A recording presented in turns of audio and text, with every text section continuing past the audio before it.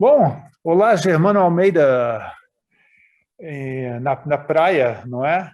Não, em São Vicente. Bom, como é que está, João Michel? São Vicente, São Sim, São Vicente. Vicente, sim. Muito bem.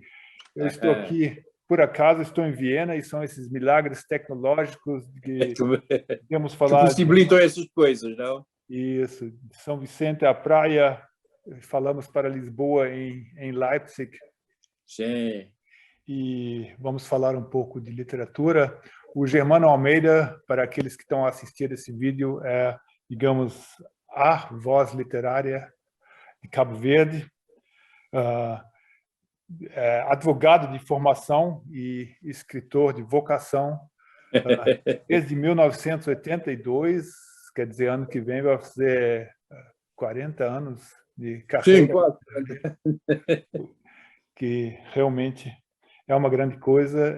É autor de inúmeros livros, romances, poesia, etc.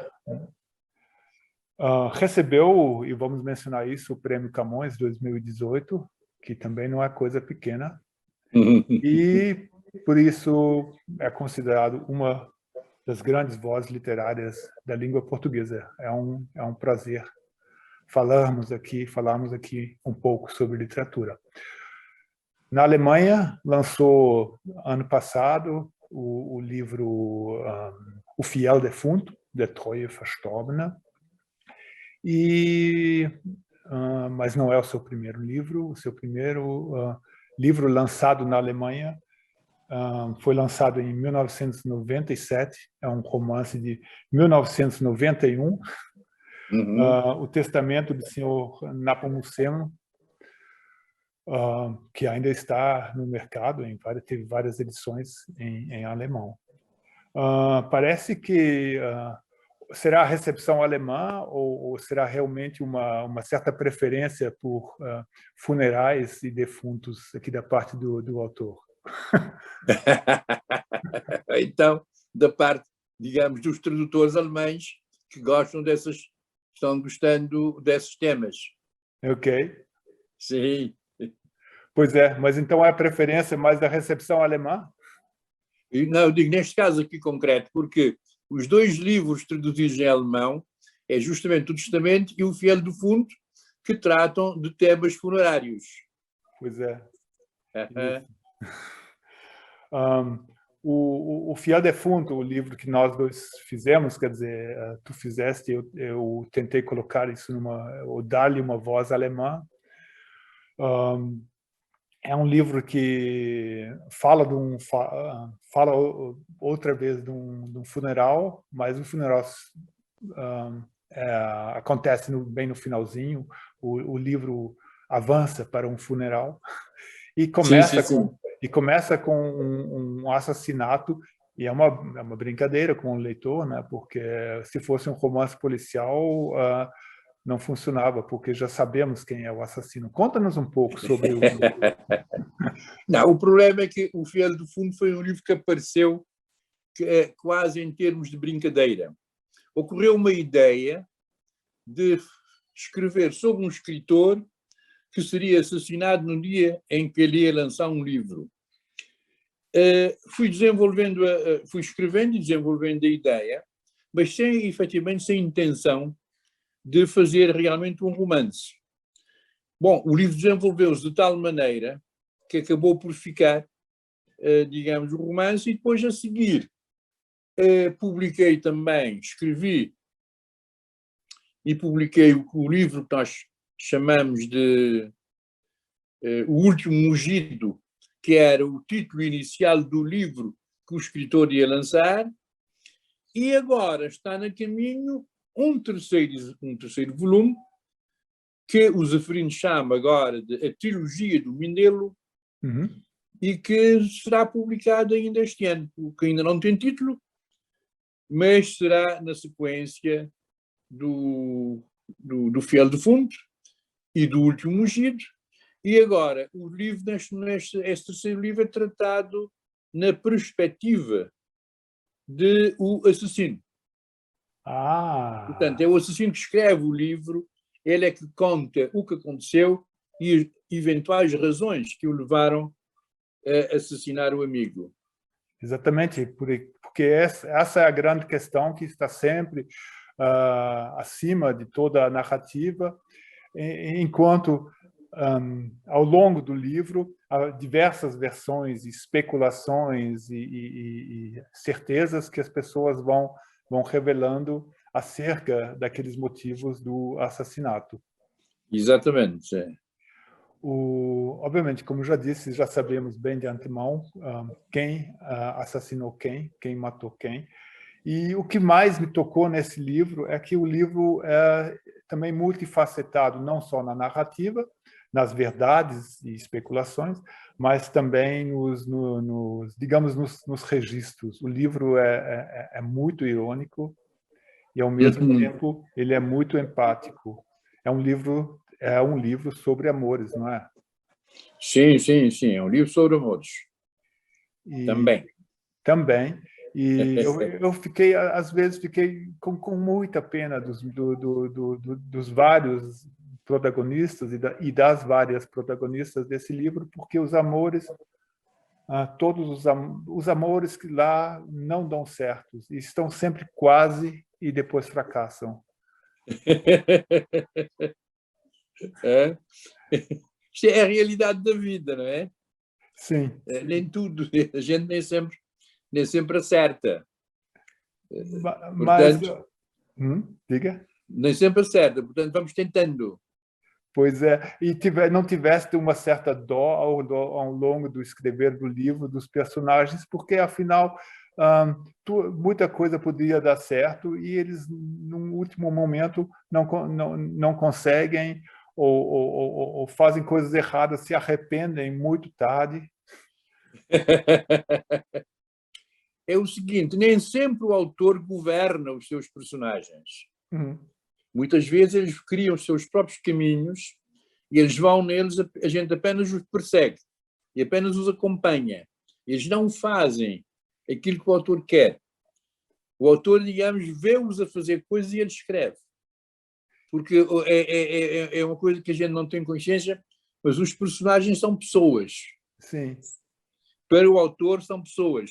E então têm a sua vida própria. Pois é por isso que eu pergunto, às vezes não tivesse alguma dó com eles e dizer, olha, vamos fazer, vamos juntar vocês, amigos, tomem consciência. Às vezes não aceitam. Eles não aceitam. O que foi comentado na imprensa alemã, e eu acho que na portuguesa também, é aquilo, às vezes pensamos que o próprio autor planejou o seu próprio funeral um certo dia, assim, dessa maneira. Mas eu acho que é muito também um livro sobre vaidades dos escritores. Eu acho que um dos tons predominantes é a grande ironia desse livro, né? Também, quer dizer, bom, não só a vaidade dos escritores, mas também, sobretudo numa terra pequena como Cabo Verde, digamos, onde atribuímos uma grande importância a pessoas por exemplo, a grande importância do um escritor, mas quando o exemplo é um escritor, mas no fundo é qualquer pessoa, digamos, que tenha atingido um grau grande numa certa carreira, pode ser um músico. Normalmente os intelectuais é que têm mais isto. Então as autoridades apossam-se das pessoas e fazem, por exemplo, a história do funeral do Estado é um aproveitamento político do partido que está no poder, da figura do coisa, mas também é troçar um bocado dos escritores que se acham gente mais importante que os outros. Têm muita mania de pertencerem a uma aristocracia. E esse escritor aqui, digamos, desses 3 livros, a ideia que eu tenho é que ele tenta o mais possível combater essa ideia de superioridade dos intelectuais. Sim, mas às vezes eu tenho a impressão que se Eliane estivesse vivo, ao decorrer do livro, ele teria dito assim, não façam cerimônia, mas ao mesmo tempo teria muito gostado daquela cerimônia que eles fizeram. Não é? Porque, aliás, é o que nós acompanhamos com muitos dos nossos escritores, seja portugueses, seja cabo-verdianos, quando, digamos, são encarados nesta perspectiva.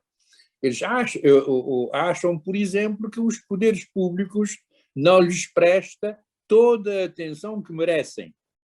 Mas, ao mesmo tempo, que dizem que eles não estão preocupados com essas intenções e então não se coíbem, digamos, de atacar as autoridades, o poder e tudo mais, ao mesmo tempo que atacam, querem ser abençoados e pelas autoridades, o que é para mim uma contradição. É uma condição humana, de certa maneira, né? Talvez condensado um pouco naquele ambiente insular de Cabo Verde. A insularidade Sim. tem eu acho que tem um grande papel também naquilo que escreves. Sim, eu sou um homem insular, quer dizer, o meu meio é Cabo Verde. De maneira que, embora tenha alguma vivência exterior, o meu meio, sobretudo, é aqui.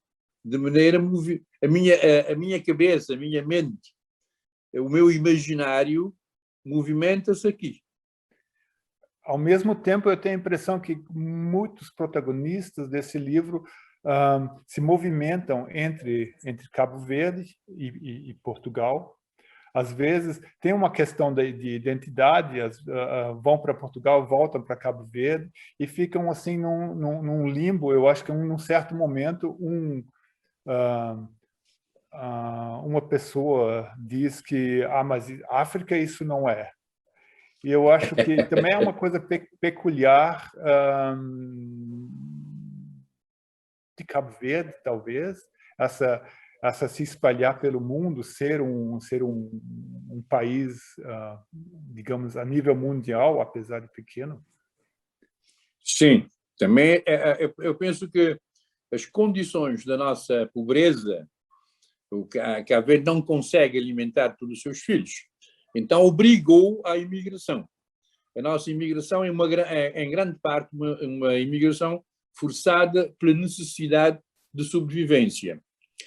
E continuamos a ter uma grande ligação à terra, por um lado. Mas, por outro lado, sobretudo relativamente a Portugal, a grande parte da nossa gente está dividida. Isto é, e também grande parte dos cabo-verdianos tem nacionalidade portuguesa. E então estão sempre divididos entre estar em Portugal, estar em Cabo Verde, entre sentindo-se embora completamente cabo-verdianos, ter a nacionalidade portuguesa é uma espécie de garantia, se precisarem sair. De maneiras, há uma grande ambiguidade em muitos de nós sobre isto. Então, Cabo Verde, como eu já disse, parece um país espalhado pelo mundo. Sim, sim, sim. Aquilo que tu escreves nesse romance do Fiel Defunto, por outro lado, pode deixar pessoas que vão procurar paisagens, que vão procurar talvez um guia de viagem, como muito se faz com livros africanos, que fala sobre uma realidade africana, pode ficar ligeiramente decepcionado, porque ele fala principalmente de sentimentos humanos, da condição humana, de situações que embora condensado em Cabo Verde, que eu acho que é especial, poderia ou não poderia acontecer em outro lugar do mundo? Tu conheces outros lugares do mundo, obviamente. Isso é uma história muito cabo-verdiana ou uma história... Não, de forma nenhuma. Digamos, eu penso que este aqui é o livro menos cabo-verdiano que eu escrevi, não obstante, digamos, a cultura cabo-verdiana está presente no livro. Mas o personagem não necessariamente. Aliás, o personagem não, sobretudo porque é um homem viajado. É um fulano já antes de vir para Cabo Verde escrever, ele viajou o mundo, conhecia muitas realidades, tinha tido acesso a muitas culturas. Então, ele é um fulano que não é necessariamente daqui. Como escreve sobre Cabo Verde, ele traduz a cultura cabo-verdiana. Mas não é um livro que podia ser escrito em qualquer lugar. Não é um livro que poderia ser escrito em qualquer lugar? Ou é um livro? Não, eu acho... Eu acho que sim, que é um livro, digamos, não obstante a cultura cabo-verdiana espelhada no livro, a realidade cabo-verdiana, é um livro não, digamos, ninguém pode, digamos, aquilo que os críticos normalmente procuram nos livros, isto é um livro cabo-verdiano, isto é um livro angolano, não sei o quê, não. Este livro aqui não é necessariamente, aliás, os 3 volumes não são necessariamente, mas não, eu quis que não fossem identificados como os livros necessariamente passados em Cabo Verde, embora escritos por um homem cabo-verdiano e sobre a realidade cabo-verdiana, que não é diferente de outras realidades. Sim, embora ele tenha um enorme aprecia um amor pelo Monte Cara e pelo cais e pelo mar, essas coisas que nós todos gostamos, né? Os cabo-verdianos como os outros que não não nasceram em Cabo Verde. A ironia é um dos tons assim predominantes dos teus livros, que és um como dizer, um comentador irônico do ser humano, ou como vês o teu papel como escritor? Sim.